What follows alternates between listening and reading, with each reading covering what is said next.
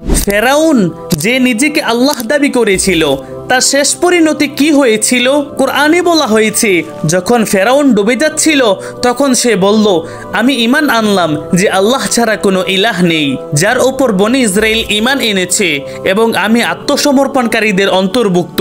কিন্তু তখন আর কোনো উপকার হলো না। আল্লাহ বললেন, এখন? অথচ এর আগে তুমি অবাধ্য ছিলে এবং ফাসাদ সৃষ্টিকারীদের অন্তর্ভুক্ত ছিলে। হাদিসে এসেছে, ফেরাউন যখন ঈমান আনার জন্য চেষ্টা করছিল তখন জিবরাইল আলাইহিস সালাম তার মুখে কাদা ঠেসে ধরছিলেন। তিনি বললেন, হে মুহাম্মদ, আপনি যদি আমাকে দেখতেন যখন আমি ফেরাউনের মুখে কাদা ঠেসে ধরছিলাম, যেন সে লা ইলাহা ইল্লাল্লাহ বলতে না পারে। তিরমিজি 3107। কেন জিবরাইল আলাইহিস সালাম এমন করলেন? কারণ তিনি জানতেন আল্লাহর দয়া অসীম।